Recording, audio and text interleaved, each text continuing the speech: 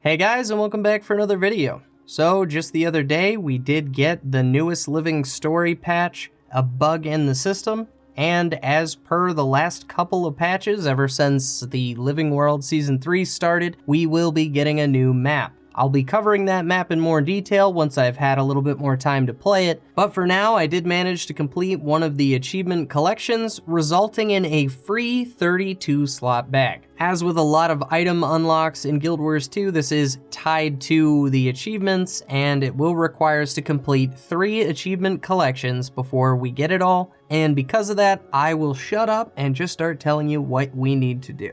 Very quickly, there are a few prerequisites you may need to consider before starting this. You'll need to have the Jackal mount unlocked as well as all of its masteries so you can use sand portals. Be sure to bring with you some max level mining picks if you don't have some of the unbreakable tools off of the gem store. And of course, you're going to need to have access to the Path of Fire content and this newest Living World story step that you'll get just for logging in while this patch is live. Speaking of, you will also need to complete this story before you can get started on the very first part of this collection. The item you get from completing this story is called a Simple Olmacon Bandolier. This is a free 20 slot bag, but we're actually going to be giving this bag up several times over the course of this collection in order to upgrade it all the way to 32 slots. So with the bag in your inventory, head over to the Althoma waypoint and just head southeast down the coast. Eventually, you're going to see 2 wooden structures that are sort of a gate that lead out of the city,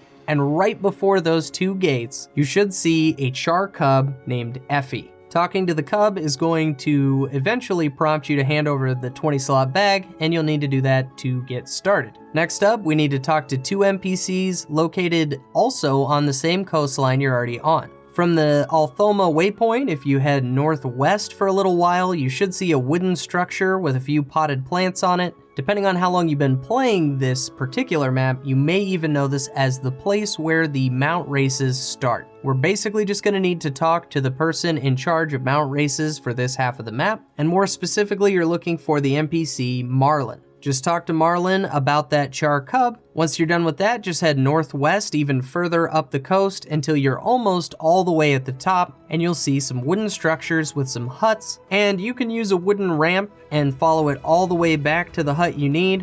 Or if you fall off or just miss it altogether like I did, feel free to use your Springer mount. But once you're on the ramp, take it all the way back, and you should encounter Lord Keeper Rosen. Again, here we just need to talk to her about Effie, that char cub. And once you're done with this, just head back to the Althoma waypoint. Open your map and you should notice that north of the waypoint, there's an area referred to as the hunting grounds. Now, I got here by just using my Springer mount to jump up a bunch of rocks until I eventually got there, but you can take any path you want. Just keep in mind that you do need to make it to the hunting grounds. As you approach the hunting grounds, you should see some signs with up arrows telling you to jump. I do believe these are part of the mount race, but I haven't actually completed that. Just use these as a marker to get to the very top of the hunting grounds. Once you make it to the top, you should see an NPC named Ewin. By default, you can't talk to Ewin about the char cub unless you first completed her achievement, but don't worry because this is a very easy achievement to complete. At the hunting grounds, you should notice that there are 4 piles of rocks.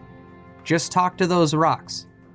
That's actually all you have to do for this little side achievement called Tales of Alona. With that achievement out of the way, you can go back to Ewin, start up a conversation, and again, just talk to her about that char cub. Once you're done talking to Ewin, look around the top of the hunting grounds and you should see a Jackal sand portal. Head through the portal and it'll take you to an Asura themed area of the map. From here, just head right, making your way down this large Asuran structure until it levels off where there are a lot of enemies to fight. Once you do make it to that ground level, start heading south on the map. If you mount up, you should be able to avoid a lot of the incoming damage as well as all of the enemies that you could get tied up with here. And basically what we're looking for are 2 towers right next to each other. Of those 2 towers, we just need to head over to the right one, and once you're out of combat, switch to your skimmer mount and jump up inside of this tower. Again here, you may have a few enemies to fight, but you should see the Jackal Sand Portal. Once you're able to, go ahead and move through that sand portal and it'll actually teleport you to a small room.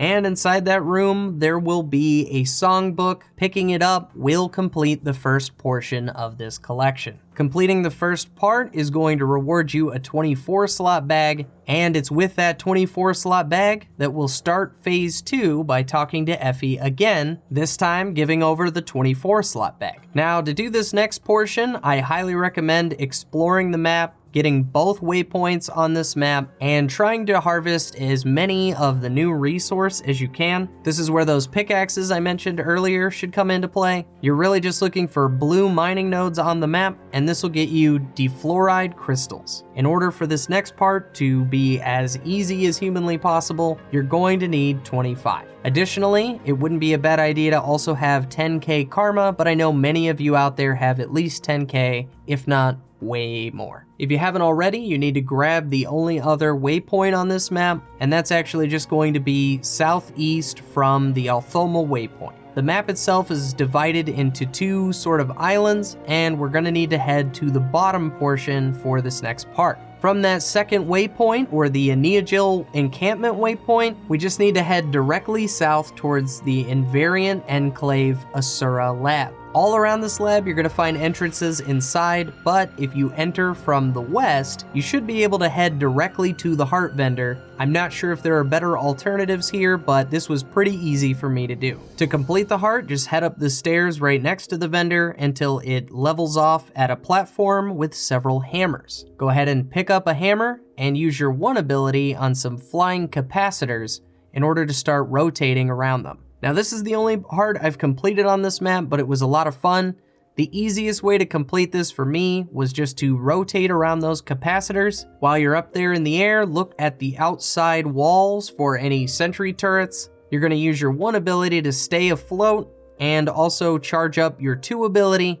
And once you get close to those sentry turrets, you can actually fire that 2 ability to destroy those sentries. I only had to break about 5 of these and it completed the heart, so I hope this works the same for you guys. At any rate, once you're done with that heart, head back to the vendor, and this is where that 10k karma and the 25 defluorite crystals come in. Talking to the vendor, you'll be able to purchase an Inquest manual for 10k karma and 25 defluorite crystals. Once you're done here, go ahead back to the Althoma waypoint, and it's here we're waiting for the meta event to spawn. In the top right of your screen, you should see something that informs you when these meta events are taking place or what progress they're on. It should say something like Gathering Storm. If the event itself is already taking place, I recommend actually waiting for it to reset and starting from the pre-event, because you need to complete the pre-event, the meta event, as well as do some activities only after that event has been completed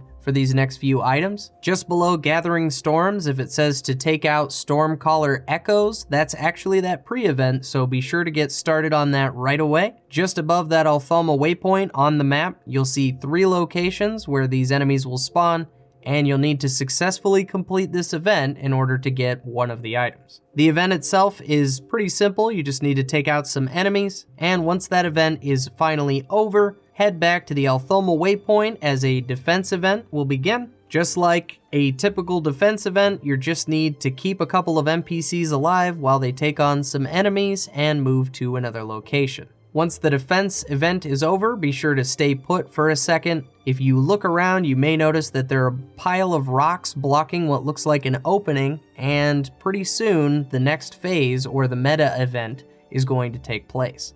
The NPCs will break down that wall, revealing a cave that very much looks like a good place to fight a boss. And you'll need to take down this boss successfully for the next reward. When this event ends, be sure not to teleport back anywhere immediately. Rather, just head outside of the cave, sticking to the left-hand side, and right where the opening meets the water, you should see a tree that's sort of leaning. If you look around the tree, there will be a mark on that tree. Interacting with that mark will get you another one of your items. This is going to leave you at the coast, which is ideal for this next part. Only after the meta has been completed, the coastline will be littered with driftwood, and it's that driftwood we need to harvest with a lumber axe in order to get the next item. It took me about 3 of these driftwood before I actually got the achievement to update. Just make sure that you see the achievement update before you stop harvesting these things, as they will go away when the event respawns. For the last 2 items of the second part of this collection, you just need to complete 2 bounties. If you head to the Altholma waypoint and head southeast back towards Effie, there will be a bounty board,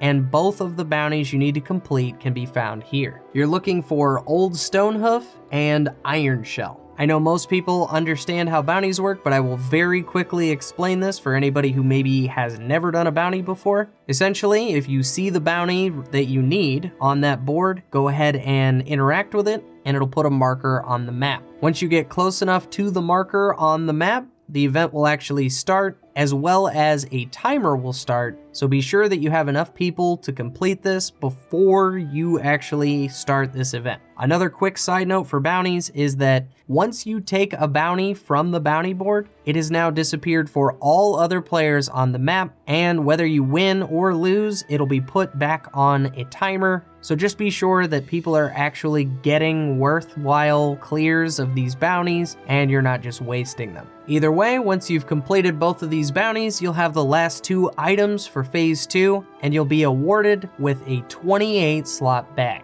Now on to the third and final phase. Can you guess how this one starts? Yep, you guessed it.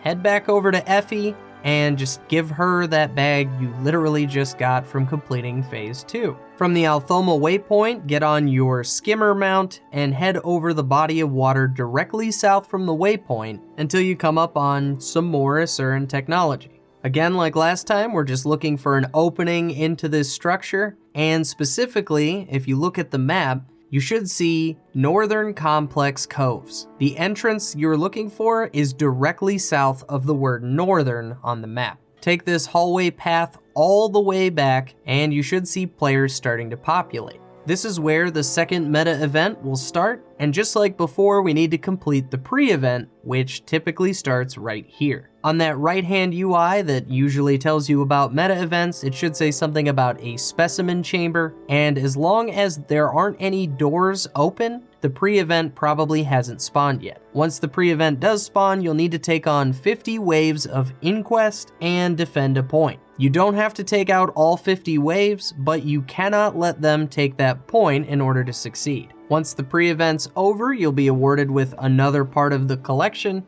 and you'll just need to hang out in the same area that you were just defending until a door opens. Once that door opens, this is actually the meta event on this map. This time, you're going to need to fight 2 bosses. So you're going to need to fight 1 boss, then another boss, and then both bosses at the same time. I didn't find this meta to be too challenging as long as you have enough people to complete it. Once both bosses have fallen, you'll be awarded with another collection item, and now we have some more bounties to do, but this time they're going to be legendary bounties. For the next 2 items, you'll need to defeat the legendary bounty for the Star Caller, and you can pick this legendary bounty up at the bounty board near the Altholma waypoint. Additionally, you will need to take out Seneb the Desecrated, and you'll find this bounty over at the bounty board near the Anageal encampment waypoint. Legendary bounties are a bit harder than the average bounty, so make sure you bring that many more players if you want to make sure that you complete this successfully. Defeating both of these is going to get you 2 more items in this collection,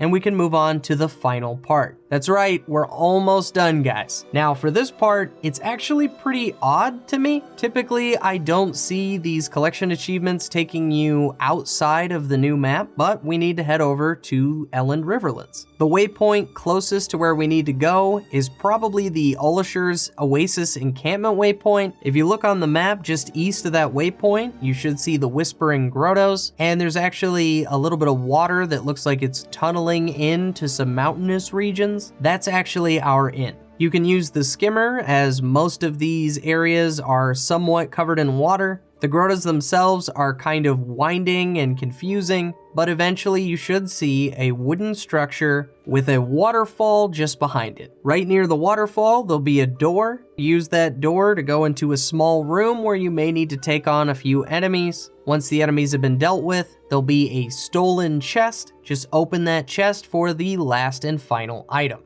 With the third collection done, we can head back to our Char Cub buddy, turn all of this in to get a free 32 slot bag. And that, guys, is pretty much all there is to it, but I do want to make mention of a few things real quick. Firstly, at the time of making this video, the looking for group tool in Guild Wars 2 has been disabled because it has sort of bugged world versus world, I guess. And this can kind of hinder your progress, as it's much easier to party with people to do these meta events and bounties when the looking for group tool works, right? I'm sure that they're gonna get this straightened out as soon as they can, but if you happen to be playing while this is still the case, just be sure to keep an eye on map chat, as people are pretty forthcoming with what they want to get done. So if there's a meta event about to go up, they're gonna type it out for you, that sort of thing. Also, just keep an eye on the map, as a lot of players have been using commander tags to kind of coordinate this until that tool gets fixed. As another quick side note, there was a bit of a change to bounties that I'm pretty sure only affects this map, but I'm actually not sure. There's a new ambush mechanic thanks to Palawa Joko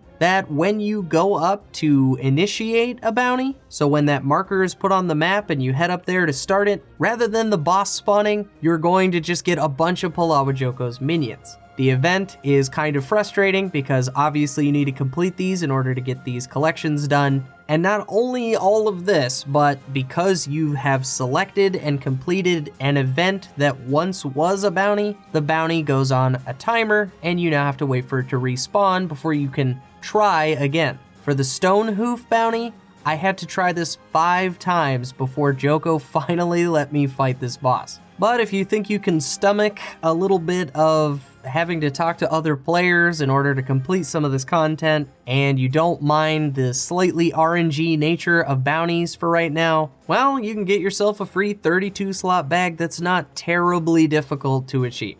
Anyway, guys, that's it for me. I just wanted to let you guys know that this was a thing and hopefully help you guys actually unlock this. When you get the 32 slot bag, it actually unlocks the ability to craft some extra 32 slot bags and could prolong a little bit of your gameplay. I know a lot of people see these living story things come out and they do the story, they might mess about the map for just a little bit and then they tend to leave. So hopefully with this, you might see that there's a little bit more to these patches than first meets the eye. Anyway, guys, as always, thank you so much for watching, and I'll see you in the next one.